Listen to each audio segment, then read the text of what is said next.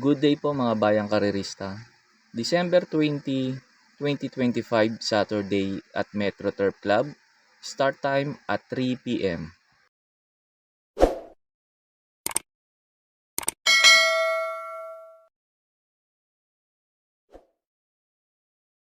Sa race number 1 na po tayo. Dito sa race number 1, may nakikita ako mga mabilis na pwede kagad maghabulan sa unahan. Yung unong Live Like an Angel na Don Damiano, Super Spunky, Ichi Randran, Arthur's Team. Pwede maghabulan kagad sa unahan. Kaya pili ko dito yung mga disunod na kabayo at Deremate. Pampremera ko dito yung numero 5, Kaboom. Last run ni Kaboom, kinulang lang to. Kasi galing nga sa bakasyon na mahaba yun. Kaya ngayon tingin ko mag-uumento tong kabayo na to. Second choice ko po yung galing sa panalo, yung impresibo, yung numero 9, Ichi Randran. Si Ichi Randran naman, pwede naman din isunod tong kabayo na to. Tingin ko papabor din dito sa numero 9, Ichi Randran, lalo na umentado ngayon tong kabayo na to. Third choice ko po yung Deremating kabayo, numero 7, Wildcat. Dito kasi tingin ko magaling to si Wildcat kumpara dun sa PJC. Tingin ko malaki rin chance na ito manalo to numero 7 Wildcat. Pag may mga kursunada pa kayong dehado rito sa race number 1, dagdag nyo na lang po. Kaya po sa race number 1, pampremera ko po numero 5, Kaboom. Second choice ko po numero 9, Ichi Randran. Third choice ko po yung numero 7, Wildcat. Sa race number 2 na po tayo. Numero 1, Great Balls of Fire. Ito para po sa akin dito sa race number 2. Sosoloyin ko na po ito. Last run nito, hindi lang maganda tinakbo. Pala exemplary. Akala ko makakarimate. Hindi pala kanya kaya yung air ni exemplary. Ngayon medyo bumaba yung laban ngayon niya dito. Tingin ko lamang na dito to. Yung numero 1, Great Balls of Fire. Basta maganda lang ulit isalida. Tingin ko lamang na lamang dito. Pagkatapos nga pala ng info ko dito, in-upload ko po yung last run ni Great Balls of Fire kung saan siya sumigunda kay Exemplary. At pati na rin si Stage Performer, in-upload ko na rin kung saan siya sumigunda kay Fairfield para magkaroon po kayo ng idea kung sosoloyin nyo po ba si Great Balls of Fire o magpo-protection pa kayo. Kaya po sa race number 2, itong numero 1, Great Balls of Fire, para po sa akin, sosoloyin ko na po. They're off and racing. Fairfield looking for the lead to the outer path. Then in the middle portion is Supreme. Down on the inside is Stage Performer. The lead is taken over now by Supreme by about ahead against Fairfield on the outside. Then 4 lengths for the back in third is Stage Performer. So down the back stretch 1. Matching the strides now is entry number 4, and that is Fairfield regains the lead against Supreme. And stealing behind them by a gap of 6 lengths is Stage Performer. And as they midway point, it's still Fairfield and Supreme in a very tight competition. And stealing behind them is Stage Performer. And they move to the far turn in a one-on-one situation between Fairfield leads by about a neck, this time by half a length now against Supreme, now in second position and still tucking in by Fairfield on the outside. Fairfield still the leader by 3/4 of a length now against Supreme, and still last of all Stage Performer as they come up towards the home turn. Fairfield this time by a length and a half now over Supreme, still in second, and still in behind them Stage Performer, but it's still Fairfield expanding its lead now to about 3 to 4 lengths over Supreme, moving up that on the inside Stage Performer. And here's the finish line. It's all Fairfield, the winner. Second, Stage Performer.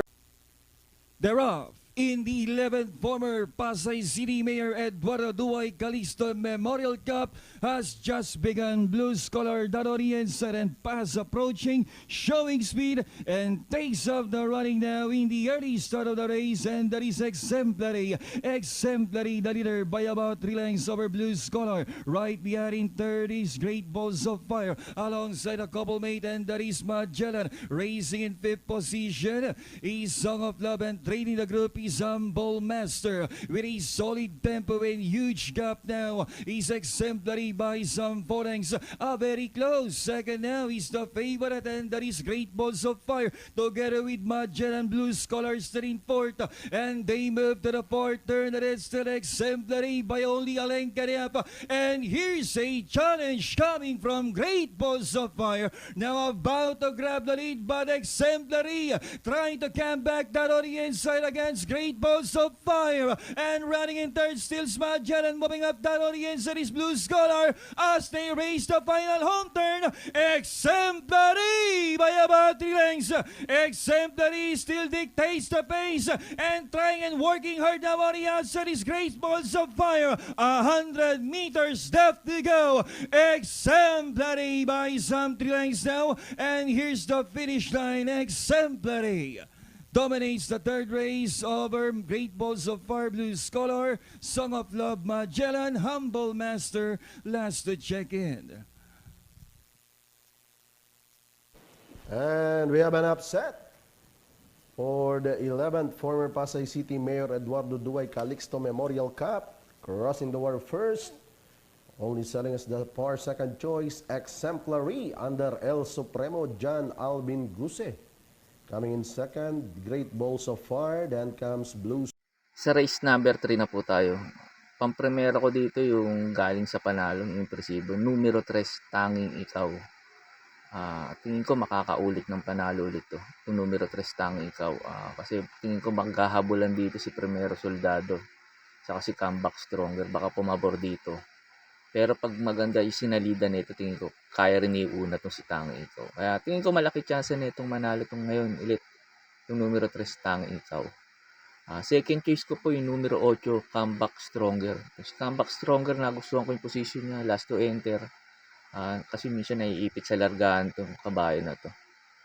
Pag eto nauna, kasi nga maganda position niya nasa labas at hindi hinabol kaagad nila Primero Soldado, Tanging Ikaw. At malaki chance po na itong makatapos ng karera itong numero 8, Comeback Stronger. Kaya po sa race number 3, pampremera ko po numero 3, Tanging Ikaw. Second choice ko po yung numero 8, Comeback Stronger. Sa race number 4 na po tayo. Ito sa mga nagtitipid at kulang sa puhunan. Pwedeng solohin to numero 2, Walking on Sunshine. Si Walking on Sunshine, hindi lang maganda yung mga tinatakbo nito, yung previous nito. Pero tingin ko ngayon sa grupo na to, kasi ang tingin kong babandera si Masayang Tunay, pero kaya niya kagad abangan to. O kaya unahan niya na kagad to. Tingin ko lamang dito to, itong numero 2, Walking on Sunshine. Pang-protection ko po yung numero 8, Electrify. Si Electrify, alam po, sumigunda to last run. Kala ko mananalo pa, kala ko makakarimate pa. Inaayaw lang ng may-ari ito. Pag ito binigyan ng importansya na may-ari, tingin ko ito pwede nang tumalo kay Walking on Sunshine, itong si 8, Electrify. Bigyan lang ng importansya na may-ari. Kaya po sa race number 4, pang-primera ko po, numero 2, Walking on Sunshine. Second choice ko po yung numero 8, Electrify. Sa race number 5 na po tayo. Dito sa race number 5, kung may mga kursunada kayong hindihado, idagdag nyo na lang po. Kasi itong race number 5 na to, medyo tricky at magulo itong race na to. Kasi itong 8 tatakbon dito, halos lahat to di banderang kabayo. Kaya pag may mga kursunada lang po kayo, dagdag nyo lang po. Pampremera ko dito yung imported na kabayo, yung numero 8, More Than a Mule. Cambio Hinete, binigay na kay JPA Guse. Ang alam ko si Lazaran neto, may sakay. Kinalaban nito sila Daily Burn, yung mga imported na kabayo, talagang malakas yung laban niya doon. Halos bumandera siya sa unahan, kaso kinuha kagad ni Daily Burn yung unahan. Kasi malakas yung laban na yun. Tingin ko parang di rin nilaban tong kabayo na to. Pero pag ito nilaban, tingin ko malaki chance na ito manalo ngayon dito to numero 8, yung More Than a Mule, lalo at maganda position niya nasa labas, baka iuna na to kagad. Second choice ko pa yung numero 5, Veterano. Si Veterano, di bandera din to. Yun nga lang, naisusunod din naman to. Baka pumabor din dito kay Veterano itong laban na to. Kaya binibigyan ko ng malaking panalo to numero 5, Veterano. Yung Katanya naman, mabilis din to at naisasabay. Lasaran neto, natukalan ni Yung imported din. Kasi minsan kasi yung si Catania, pabago-bago ng takbo, hindi siya consistent yung takbo niya. Tingin ko, may panalo rin to dito. Yung numero 4 Catania dito. Kaya po sa race number 5, pampremero ko po numero 8, More Than a Mule. Second choice ko po numero 5, Veterano. Third choice ko po yung numero 4, Catania. Sa race number 6 na po tayo. Pampremera ko dito yung numero 2, Heavyweight. Last run nito doon sa kabila. Alos dikit lang sila ni Polite Bell. Akala ko makakatagal si Heavyweight. Medyo malakas lang talaga yung laban niya nun. Kaya tingin ko ngayon dito medyo bumaba yung laban niya. Tingin ko lamang dito to. Yung numero 2, Heavyweight. Second choice ko po yung numero 3, Blame the Gusto. Dehado pa dito to. Pag nanalo si Kaboom sa race 1, tingin ko lalabas tong kabayo na to. Kasi isa may-ari ng Kaboom saka tong Blame the Ghost. Tingin ko lamang sa laban yung pag nanalo yun. Tingin ko si Blame the Ghost, disunod na kabayo lang to kasi marami ako nakikita mabilis dito sa race number 6. Sila Windstorm and Ivan, Success of Time, Luke Skywalker na pwedeng maghabol lang kagad sa unahan. Kaya papabor din dito sa numero 3, Blame the Ghost. Pandihado ko pa isa, yung numero G, King of Sipicot. Ito, dirimating kabayo.